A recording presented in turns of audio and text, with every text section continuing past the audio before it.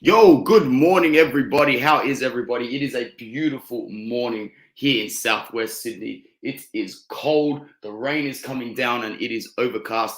And that's my favorite kind of weather, to be honest. So I'm pretty happy. My name is Anthony Child Ragazzi. To anybody who is watching this pre-match Napoli talk, it's a huge game, so we might as well just get right into it. I've got a little bit of content to cover just in terms of starting lineups and predictions, and then I'll be on my way to enjoy the Sunday. So if you do happen to join the live, I'm not expecting too many people at this very, very awkward time in the world everywhere. So enjoy your day with your family, with your friends. I think it's still Saturday for most parts of the world or most people at the moment. So you make sure you're enjoying whatever it is you're doing and be nice to those around you. I promise that the information in this very short match preview will be a lot more useful than the performance on the pitch that we just saw from Lazio. I've been up all night watching football, and that was actually starting to put me to sleep towards the end of it. I was not impressed whatsoever. Some horrible mistakes. The first one from Cataldi, obviously a penalty. I don't know why all the Lazio fans or anybody online was trying to say that it wasn't. He absolutely gets nowhere near the ball. It's 3 easy points for Juventus, to be honest, man. Probably the easiest 3 points they will pick up against a top side all season. Like in terms of handing it on a plate to them, that's exactly where it came. But let's not talk about that too much because obviously, as you can see, I'm exhausted. I just want to go back and watch the Milan game and drift off to sleep. So without further ado, we welcome back the gentleman, Don Spallo. Let's take 1 or 2 minutes in this video right now to just give a little bit of appreciation for Luciano Spalletti before we talk about the fixture that's coming up. Because I actually saw a video that the Intermedia House made. When was it? Was it 2 days ago or maybe a day ago? And they put it online, and it was their goal compilation of anni 2017, 2018.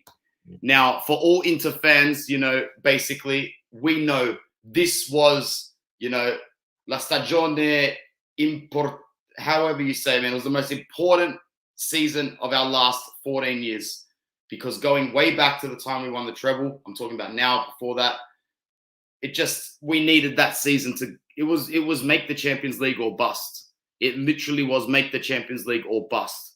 And Spallo, towards the end of that second season, where we had to win against Empoli, not the one that I was talking about before, I'll never forget that story about how before the Empoli game, he found out that his brother had passed away. And where he was driving to after training in silence as well, without even telling anybody at the club, he was going to care for his brother and see his brother and look after the family and then come back and coach Inter. And he didn't want that news to come out because it thought it might disturb the all-important goal of beating Empoli and going into the top 4. Familia sempre, man. Family forever. Family is more important. And I dare say that Luciano Spalletti will always be a part of the Inter family. And shout out to my brother Mo in the chat, and shout out to Harry Dem who's coming in. What's going on, Harry? Spalletti built the foundations for our 19. Yeah. How many players have come out and said that? Heaps of players. I think it was D'Ambrosio was the most recent who came out and said that, Scudetto 19, a big part of it belongs to Spalletti. It really does. Thanks for coming in again, man. Anthony, I feel like I haven't made it to a live in forever. It's good to have you, bro. It's good to have a little bit of company here on this Sunday morning. There's 9 people here, which is nice. It's always nice when I click these videos and, always at the bare minimum, we're always going to get 9 or 10. Here's the 10th one now. Big Ben coming in. Anthony, I'm optimistic for tomorrow. It's good that you're optimistic. I was optimistic because I really thought, I'm just going to swear, fucking Lazio really should have done some more shit out there, man. That was a horrendous performance. If Mo's watching right now, I want Mo to drop here what you thought of that performance, man, because let's be honest, bro, it was absolutely horrible. It was horrible. And if I was bothered and if I was doing a longer live, I'd bring you in to talk about it. But, I'm going to cap it as soon as I talk about the Napoli game. I'm feeling positive for tomorrow. We need to get 3 points against a big team and make a statement. We're looking for that elusive first victory. We didn't get it against Atalanta. We didn't get it against this Lazio. Fun side note, but even when he's not scoring the goals and taking the chances, how shit did Italy look without Immobile carrying defenders? How shit did Lazio look without Immobile carrying defenders? Let's just put that out there right now, because I've also been critical, man, because as a striker, as a forward, no matter how long you watch football, people only remember the misses. They do. Roberto Baggio is probably the best Italian player of all time, but they're making documentaries about the penalty kick miss, bro. That's the reality of the situation if you're a goal scorer. That's it. No ifs, ands, or buts. Ciro Immobile needs a lot more respect put on his name. Do me a favor, if you're one of the 10 people that's here, like the video. Let me know who's in the chat. Thanks for tuning in and listening. I know it's a really awkward time of the weekend, but I just felt like any video was better than no video, and I had a little bit of energy left. Benjamin says we will finally win a big game tomorrow, Forza Inter. Yeah, we'll see, bro. We'll see. I'm pretty optimistic. I'm pretty optimistic that we won't lose. Yeah, pretty optimistic that we won't lose. In terms of team news and lineups, we're going to have to expect a couple of changes because guess what? International break has sort of, us in the cooler again. More so than Napoli, that's for damn sure, way more so than Napoli. So having a look at the probable formation and the lineup for this particular fixture, Handanovic obviously starts in goals, Skriniar, Frog, Ranocchia, and Sticks, Bastoni. Obviously, De Vrij picking up his hamstring injury in the last 3 minutes for the Dutch side. Fuck's sake. Last 3 minutes of the game. Are you joking me? Against Montenegro as well, where they pretty much bombed their qualification, but they got it back. Not too fussed about Ranocchia starting. That's fine. If Bastoni was injured as well, now this is interesting. I'm not 100% sure that Bastoni is going to play because we know he's not 100% fit. But at the moment, with De Vrij 100% unfit, I think a 70% Bastoni is better than an 100% Di Marco at left centre back. What are you saying about that? Put it in the comments. I don't know. I do think that if Bastoni was unavailable, I actually think Ranocchia would not start, and you might actually see Skriniar head the back three and D'Ambrosio go in at the right. It's all about using who you've got in capacity. And, if 66.6% of our back three are available, that being 2/3 of our back three are available, let's put Ranocchia in the middle. Ranocchia hasn't even played poorly for Inter. But if people watch the games closely, a lot of the games that Ranocchia plays are the games that we're expected to win. We do end up winning comfortably, but a lot of the brain farts or the focus, the lacks of focus are still attributed to him.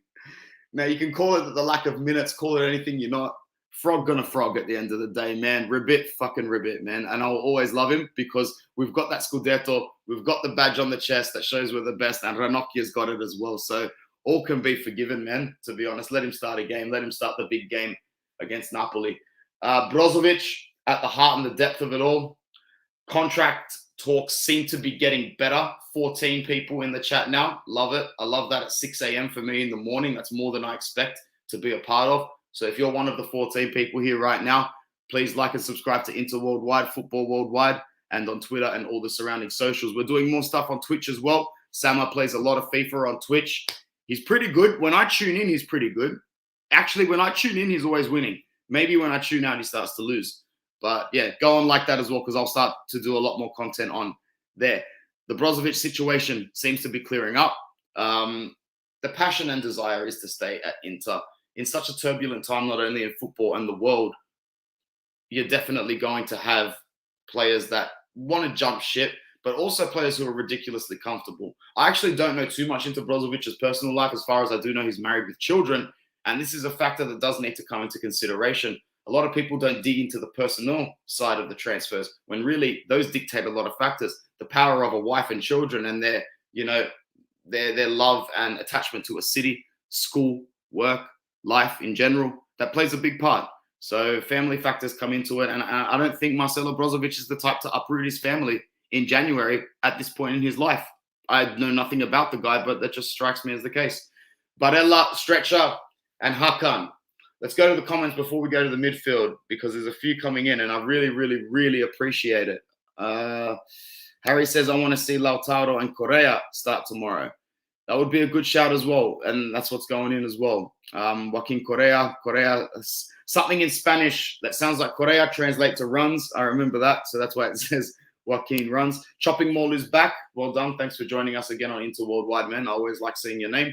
I always thought Immobile was the perfect player for Inter, but you can only dream. Yeah, to be honest, I always thought he was a good fit for us as well. I just haven't said it too loudly. Ben says my optimism is hinged with the fact that the performance has improved lately. They have improved, but the results haven't really been there, man. We should have won versus Milan, but prior to that draw, we had a winning streak going.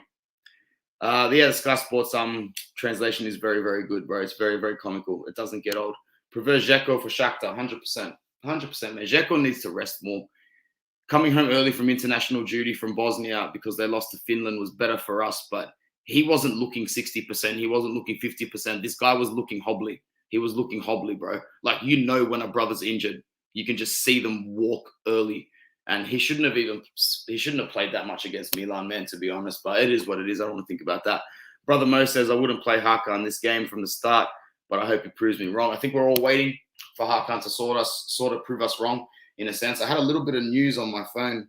Just wanted to make sure I didn't miss anything. I think I've got the same news up on the screen as well. Yeah, there's not too much pre-match news anyway to go through. Thanks, guys, for joining me. 15 people here, which is really good. Like the video as well.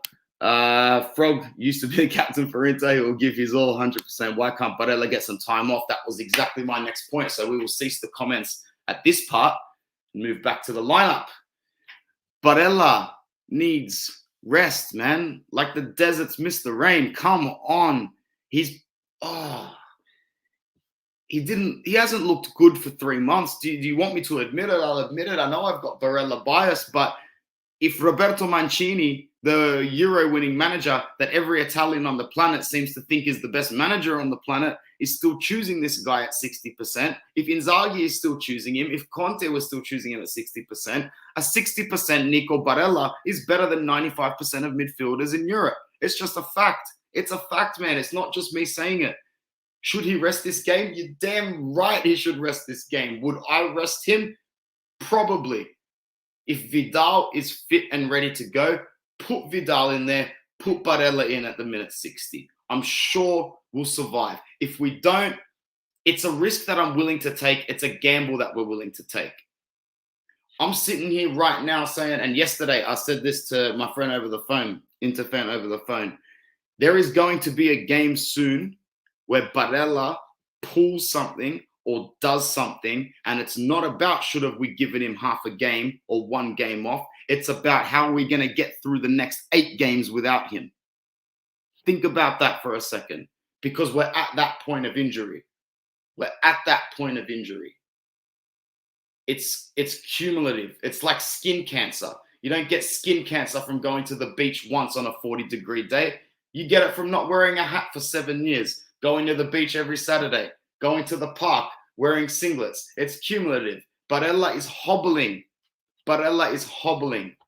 It's not good. He's going to bust soon, and it's going to be a really sad situation when he does, because when we need to play consistent football in Italy and in Europe without him, that'll be when some of the fans who have looked and ragged on him in the last 3 to 6 months go, holy shit. Why did we not take care of our Ferrari? Why are we driving the weekend car 7 days a week to and from work in peak hour traffic? He needs to be rested. Glad I got that off my chest. Hakan starting as well. You might as well just try and play this guy into form, because if you don't, he's only going to get rustier. He's only going to get dustier. The pessimism's starting to come back, man. I can already feel it. To be honest, I hate to sidetrack again, but I feel like we're looking at a fabricated version of the sport, an inauthentic version of the sport. There's too much football being played. There's too many players getting injured. There's too many international breaks. There's too many players having heart problems. That's a whole nother conversation, to be honest.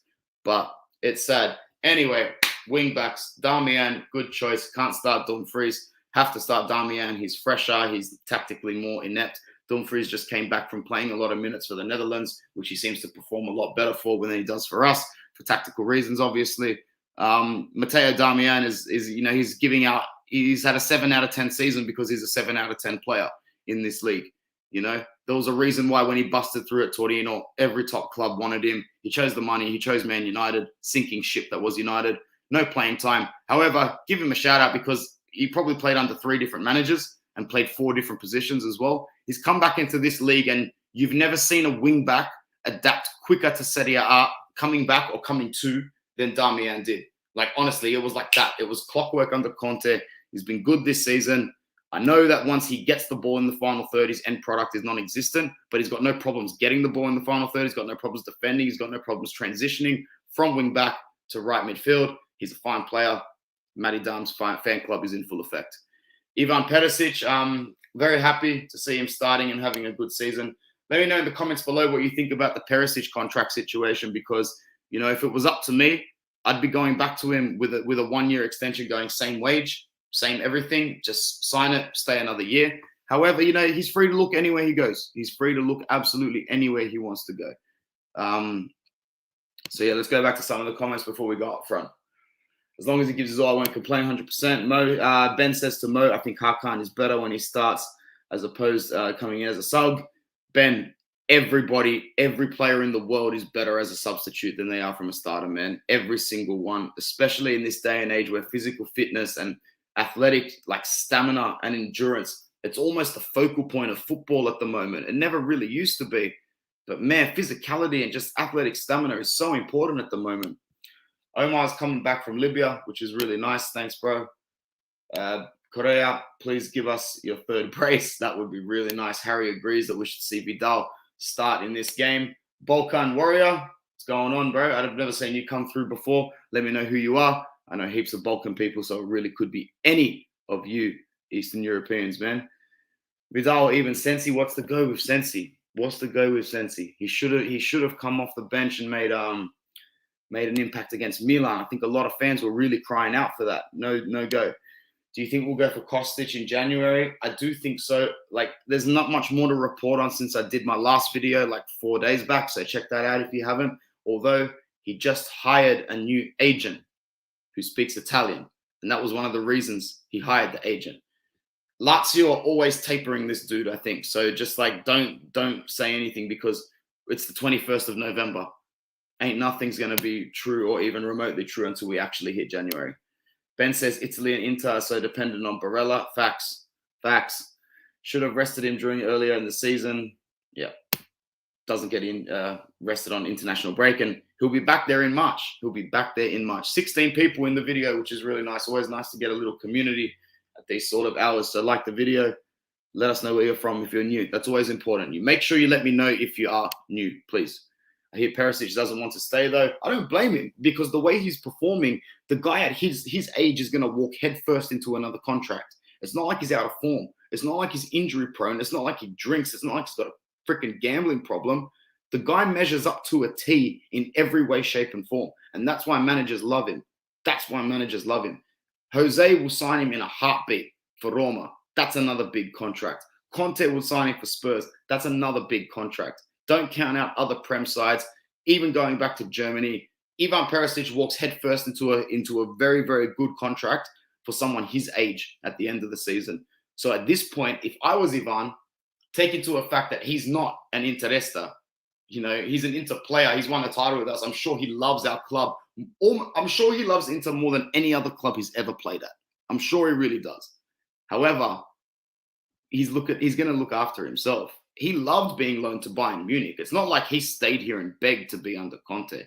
He loved going to Bayern. He was like, finally, after all the effort I've put into my career, carrying other players on the pitch, because let's face it, his physicality, his endurance, Ivan Perisic's work ethic carries teams and gets results, especially more in his peak. He's older now. Remember him under Spalletti, that video that I just talked about at the start of this video, that 2017-18 Campionato on the Intermedia House YouTube. Go and watch that, man. It's really easy to forget how important this guy was. And without this guy, Mauro Icardi looks like Fernando Llorente. Believe it, bro. So Ivan Perisic walks headfirst into a good contract at the end of this season, because when he went to Bayern, he got what he knew he deserved. He walked headfirst into a club that could cater to the success that he wanted. You know, losing a World Cup final is hard, definitely. Playing at a club like Inter is just depleting mentally, emotionally, physically, you name it. Mohammed Ismail, what's going on, my cuz? I think it would be better and even more competitive to have only 18 teams in top tier. Oh, man, this is a whole nother conversation. Don't worry about it, bro. I could definitely agree. 20 teams is too much. Harry says Sensi needs a few sub appearances to get match fit. He could be a useful player if he stays healthy. Could be our super sub. 100%. I just don't know why he's not being used even as a substitute at the moment. Doesn't make sense. Watching Barella with Italy was painful. I hated it. I absolutely hated watching him try so hard to give 120% of himself and only 45% of it coming out of his body. Welcome, Warrior. Hi, bro. New to the channel, like the content. That's what I'm talking about, man. Into worldwide. Let me know where you're coming from in the world. And it's an absolute honor and privilege to have you from the humble lands of Southwest Sydney. It really makes me happy. That's why I do this. I think that's enough from us. Up front, didn't talk about up front, but we don't have the options because Senor Lamborghini in the desert, Alexis Sanchez, is injured again. Now, I know I changed my tone about this brother a lot, and I know that we've got some opinions about Alexis Sanchez on this channel and some other opinions on this channel, but at the end of the day, man, I really don't think you can be making the sort of claims that, you know, you're stuck in a place that you deserve to be playing more when you're always taking knocks like this. And I'm actually thinking he's actually lucky he took the knock on international duty, because if he took the knock while he was playing for us, which he would have no doubt, eventually it looks even worse because you're complaining. I remember when he played for Barcelona in the height of his career, in the peak of his career, he gets subbed off and Pep goes bananas, bro. Pep loses his shit. Alexis gets hacked, walks off, and Pep just rages it and goes, seriously, again, can you give me 90 minutes? That's all I ask. Once, 90, just once. Alexis is just looking at the floor. And just those sort of injuries, when we're paying him this sort of money at this sort of age, the fact that he's going to miss Napoli, Shakhtar, and the next Serie A game after that, we need to make what I call, you know, big club decisions. When I first started doing videos, I kept saying things like, you want to be a big club, you need to act like a big club. And acting like a big club is acting like a bully. You might not want to admit it, but that's exactly what it's like. You need Pepe Marotta to bully clubs in the transfer market, which he does to a certain degree. He bullied Man United into paying majority of Alexis's wage. We need to bully it back out. We need to be a little bit more cutthroat. I know technically he still might be one of the best players in the team, but if we can't use him week in, week out, you need to get players that you can use. You really, really do. Sal agrees and says he needs to go. Now, if you're one of the 18 people in this video, please let me know who you are if you are new. And I think that'll do for us for up front, because as I said, Alexis is out. Dzeko is at about 60%. It's all going to be about Kola. I'm just worried, man. I'm worried because neither of them were 100% fit for Argentina. I think Lautaro actually came out for Korea against Argentina. I'm actually pretty sure that happened, unless I was seeing things. But it could be one of those games where they're the ones that come out tops, because it's time for one of them to step up. Martinez is 6 games without a goal for us now, 7 games without a goal for us now. One of his crowning moments, one of his coming to who he was as an Inter player, was the goal he scored against Napoli in the 91st minute. I remember I was with a lot of people from the Inter Club Sydney on that night in Sydney. That was good. It was like 6 o'clock in the morning. And he just took that chance. He took that chance really well. 90th minute, I'm pretty sure. It was sensational. Yeah, I think Correa needs to have a big game, though. He really, really does need to have a big game, because, you know, he's had a couple of good performances, but this would be a crowning one for him if he could perform well. Let's have a look at what the Sky Sports English translation is like for Napoli.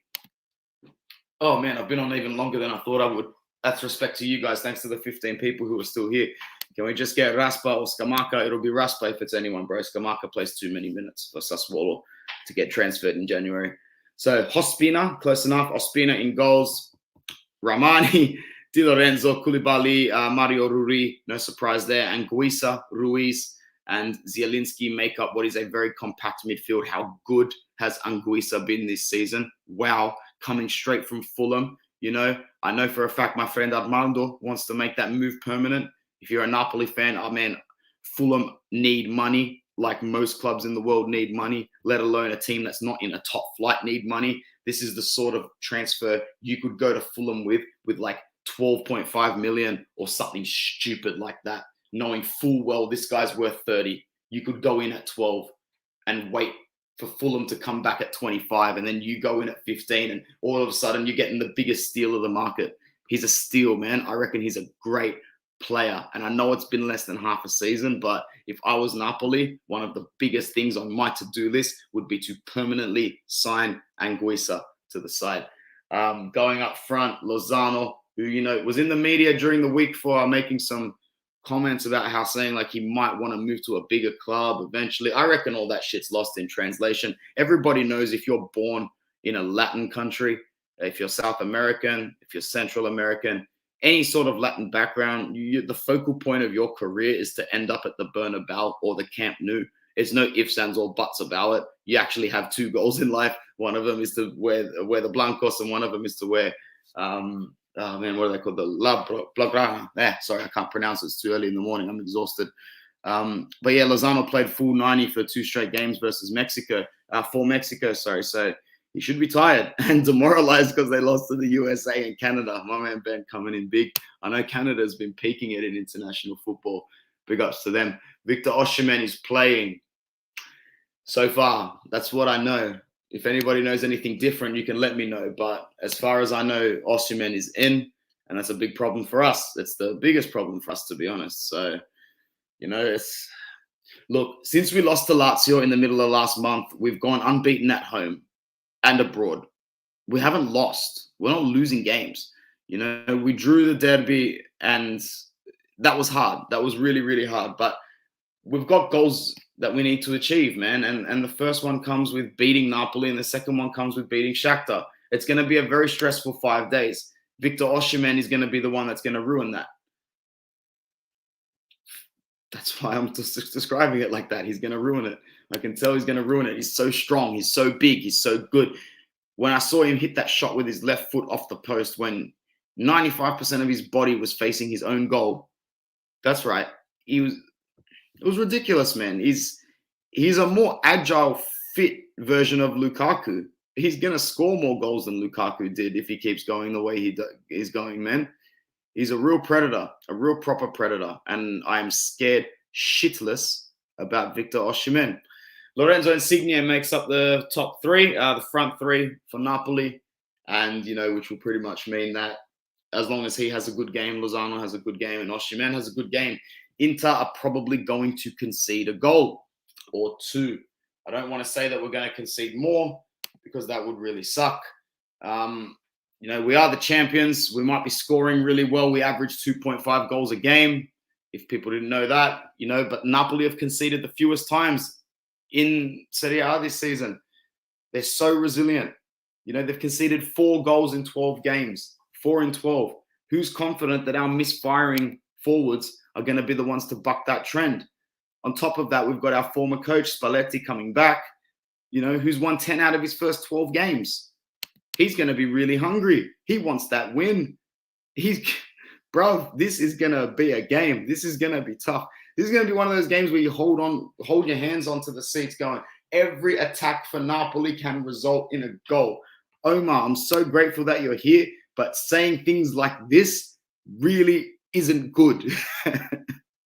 Could we see Kolarov at left centre back once again?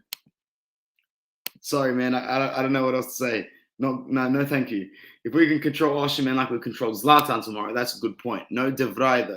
Now, we know that one kink out of the front 3 is bad for us because at the end of the day, it's good saying it on one side. Oh, we've got 66% of our back 3 available. But then you put it on the flip side and go, we've got 33% of our back 3 unavailable. It's big stats. It's big numbers. It's not pocket change.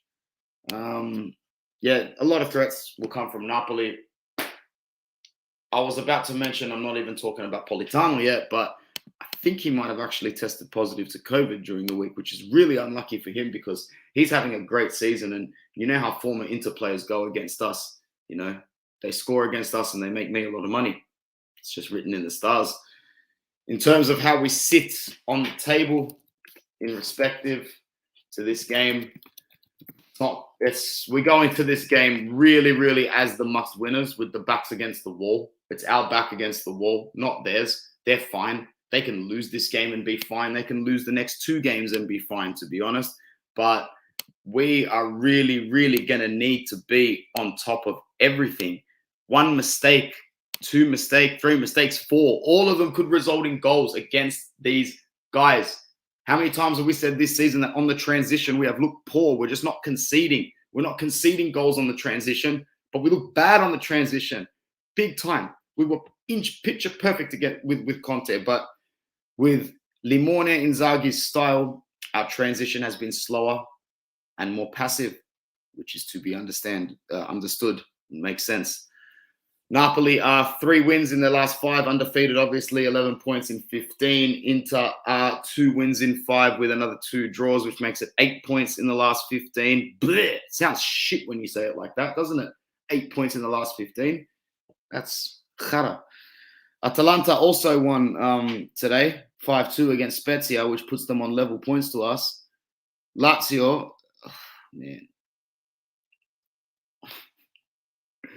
It was so frustrating to watch. When I saw Cataldi give that penalty away, oh my God. Uncle Sharma says, have you already dissed my position in the fantasy league? Actually, this wasn't a video that I was going to do that, but thanks for reminding me, man. I'll go an extra 5 minutes. Don't worry, Seria Fantasy. My guy, always coming through for me. I'll get to that in a second. Yeah, things as useless as Sharma in fantasy league and Lazio. Basically, Roma, shocking form. I'm not worried about them, but with Juventus's 3 points, it just makes me nervous as hell. Textbook terrorist Allegri shit. Textbook terrorist Allegri stuff, man, tonight, but handed to them on a plate. So 3 points for us would see us reestablish ourselves as a Scudetto contender. Let's not deny it. 3 points in this game will finally make a lot of other teams go, oh, crap.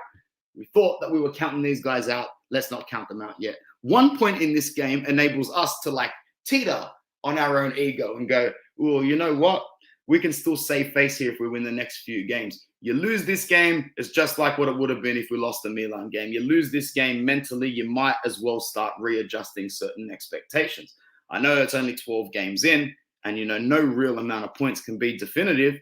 I'm still looking at a certain someone in 6th and thinking they can win it, but I'm a pessimist first, realist second. Always have been, always will be. Let's go to a few comments, and then I'm going to wrap this up because it's time to head back and relax and chill. Milan, Fiorentina, and chill on this beautiful rainy Sunday morning.